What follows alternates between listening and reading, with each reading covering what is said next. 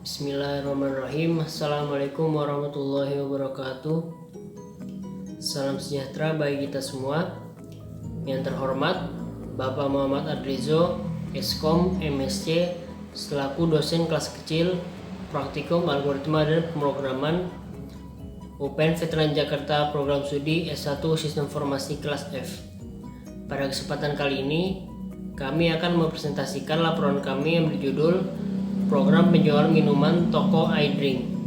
Namun sebelum itu, izinkan saya selaku moderator untuk memperkenalkan anggota-anggota kelompok yang akan dimulai dari saya sendiri. Perkenalkan, nama saya Muhammad Faizul Mutakin dengan NIM 2010512117. Nama saya Tina Kafibi dengan NIM 20105121119.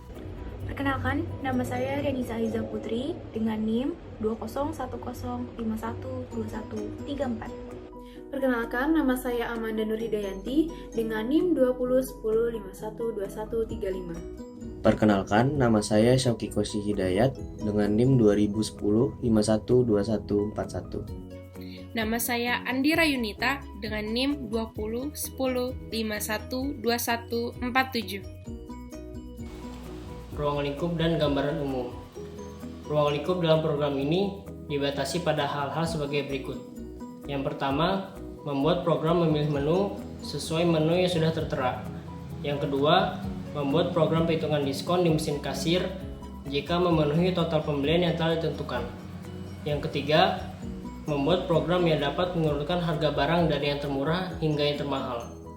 Gambaran umum dari program ini yaitu program ini bertujuan untuk memudahkan pelanggan dalam membeli sebuah minuman dalam toko minuman yang bernama iDrink. Lalu, program ini juga memudahkan perhitungan diskon jika memenuhi harga total pembelian di kasir. Program baris 1-5.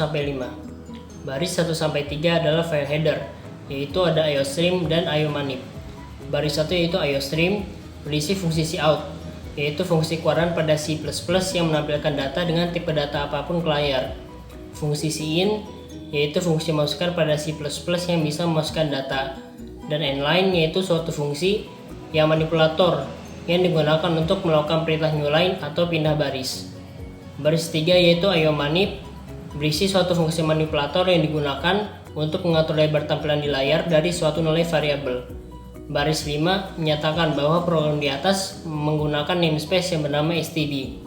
Mungkin sekian dari saya, selanjutnya akan dipaparkan oleh Atina. Terima kasih, saya akan menjelaskan slide ke-6 dan slide ke-7. Slide ke-6 ada struct yang kita beri nama iDrink, berisikan tipe data. Yang pertama ada int atau integer yang berarti bilangan bulat, yang kedua ada float yang berarti mendefinisikan bilangan desimal, yang ketiga char mendefinisikan satu karakter. Struct ini berfungsi untuk mendeklarasikan beberapa variabel dan dapat dipersingkat dengan cara penulisan pada akhir struct dan diikuti dengan titik koma. Selanjutnya slide ke-7. Di slide ke-7 ini ada fungsi yang diberi nama discount. Nah, fungsi ini mengambil inputan variabel total dari fungsi utama. Di fungsi ini juga ada tambahan variabel yang bertipe data integer diberi nama diskon. Nah, dalam fungsi ini ada pengondisian. Pengondisian yang pertama itu, jika total lebih dari sama dengan 105.000, maka diskon sama dengan 0,06 dikali total, atau total dikenakan diskon sebanyak 6%. Yang kedua, total lebih dari sama dengan 70.000, maka diskon sama dengan 0,04 dikali total, atau total dikenakan diskon sebanyak 4%. Yang ketiga, jika total lebih dari sama dengan 35.000, maka diskon sama dengan 0,02 dikali total, atau total dikenakan diskon sebanyak 2%. Nah, jika total tidak memasuki persyaratan-persyaratan di atas, maka diskon sama dengan 0 atau total tidak dikenakan diskon. Nah, selanjutnya hasil dari diskon-diskon di atas akan dikembalikan ke fungsi utama. Jadi fungsi ini berfungsi untuk mengembalikan nilai untuk perhitungan diskon. Terima kasih. Saya akan menjelaskan program baris 28 sampai 52. Diawali dari baris ke-29 yaitu in main, ini merupakan awalan dari program utama. Selanjutnya, baris 30 struct idring. Ini digunakan untuk memanggil struct idring yang menyimpan tipe data agar dapat digunakan pada program utama. Selanjutnya, pada baris 32 pengkondisian while. Apabila kondisi ini true atau benar, sistem akan memasuki CLS atau clear screen. Selanjutnya, baris 34 sampai 52 adalah tampilan menu dan harga yang dijual pada toko iDrink. Program baris 54 sampai 80.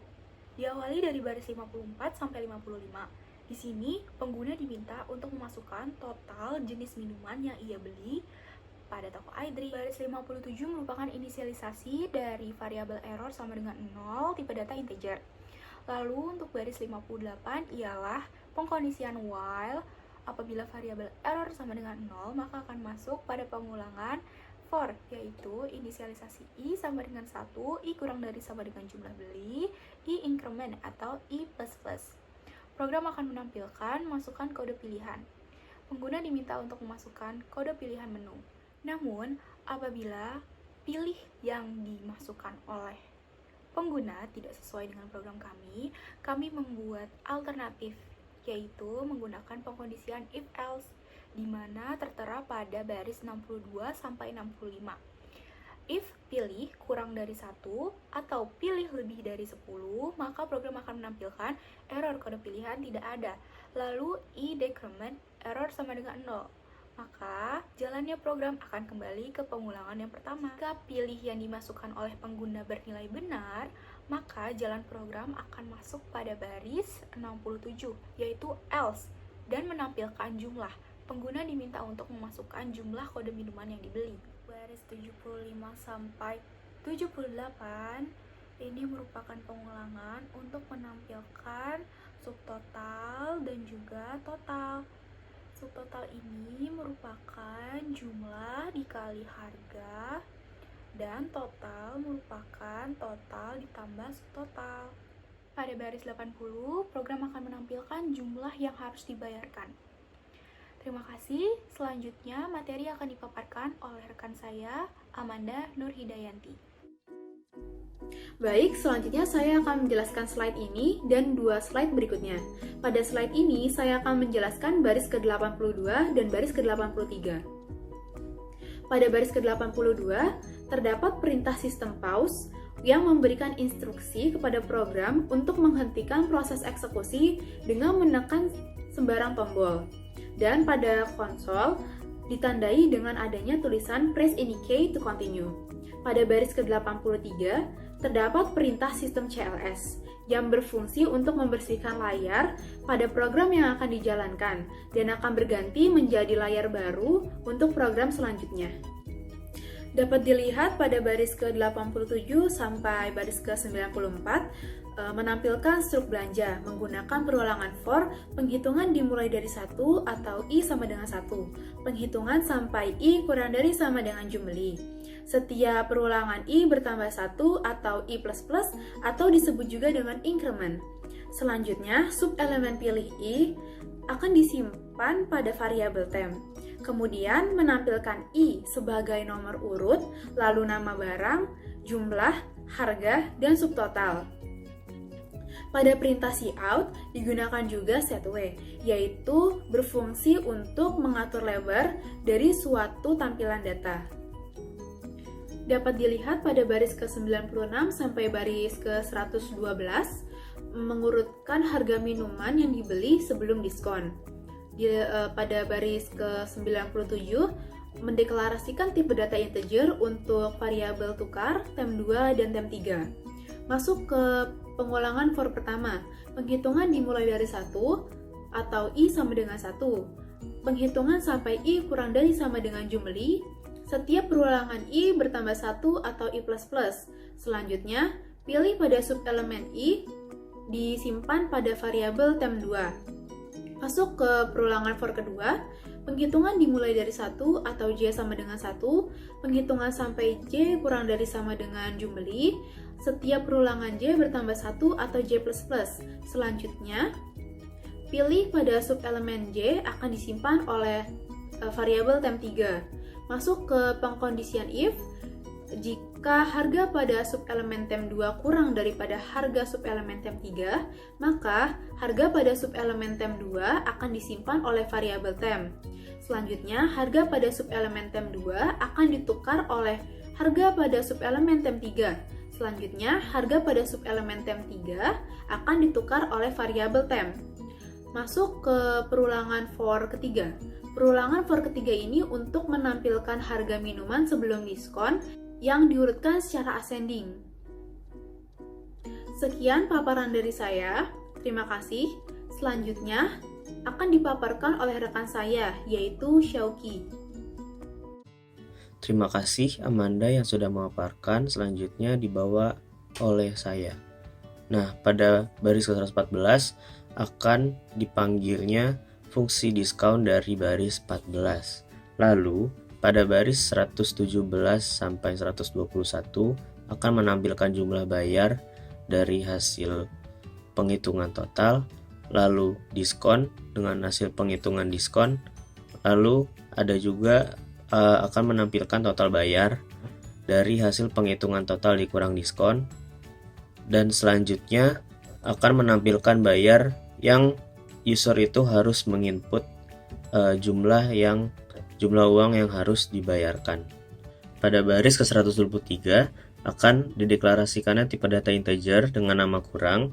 Lalu pada baris 124 hingga 129 akan menampilkan pengkondisian if else. Pengkondisiannya seperti ini: jika yang dibayarkan kurang dari jumlah total dikurangi diskon, maka program akan menampilkan uang yang Anda masukkan kurang.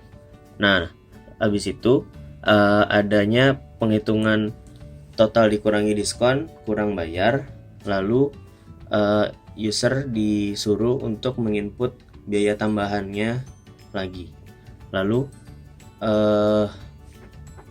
program akan menampilkan kembaliannya dari hasil penghitungan bayar ditambah kurang, dikurangi total, dikurangi diskon.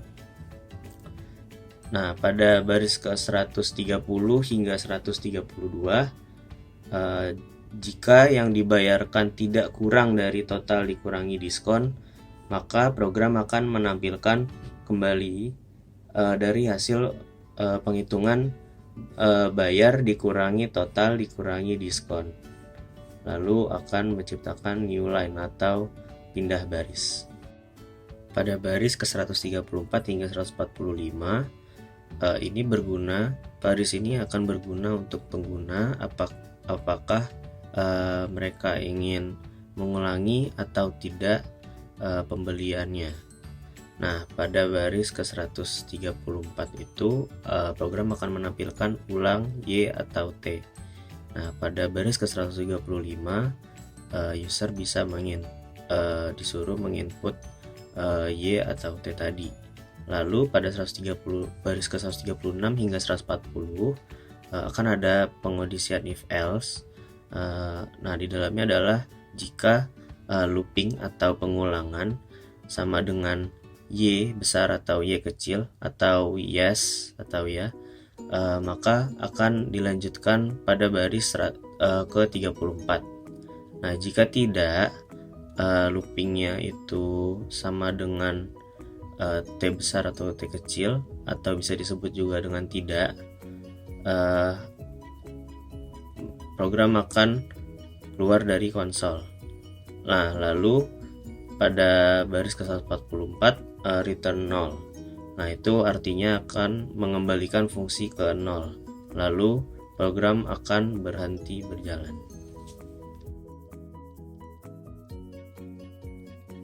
Dari proses pembuatan program, kita akan berlanjut ke keluaran program. Nah, di sini akan tercantum nih daftar minuman dan harganya. Nah, kita akan mencoba menginput jumlah belinya yaitu 3. Nah, karena kita menginput jumlah belinya 3, maka masukkan kode pilihannya ada 1, 2, sampai 3. Nah, kode pilihan ke-1 saya adalah nomor 9 yaitu Red Velvet dengan jumlah 1. Lalu saya akan menginput nomor 6 yaitu Milo Coffee dengan jumlah 1. Selanjutnya saya akan menginputkan kode pilihan saya yaitu nomor 3 yaitu Hazelnut Choco dengan jumlah 1. Nah, di situ akan menampilkan jumlah bayar seharga Rp67.000. Terima kasih. Selanjutnya akan dibawakan rekan saya yaitu Andira Yunita. Terima kasih Shoki atas paparannya. Selanjutnya, setelah proses pembelian, program akan membuat halaman baru untuk menampilkan struk belanja. Struk belanja berisi nomor atau kode, barang, jumlah, harga, dan subtotal. Setelah itu, program akan menampilkan pengurutan harga dari yang terkecil hingga yang terbesar. Program juga akan menampilkan jumlah bayar, diskon, dan total bayar. Pengguna memasukkan uang yang dibayar oleh pembeli. Jika uang yang dibayarkan oleh pembeli berlebih, maka program akan menampilkan uang kembalian. Selanjutnya, apabila uang yang dibayarkan pembeli kurang dari total bayar, program akan menampilkan uang yang Anda masukkan kurang sejumlah rupiah. Mohon input uang kembali. Setelah itu, program meminta pengguna untuk memasukkan biaya tambahan agar total bayar terpenuhi. Program akan menampilkan uang kembali. Namun, jika uang yang dibayarkan pembeli sama dengan total pembayaran, program akan langsung menampilkan uang kembalian sama dengan Rp0. Selanjutnya, program akan menampilkan ulang iya atau tidak, yang mana jika pengguna ingin kembali menggunakan program tersebut, dapat menulis dengan huruf Y.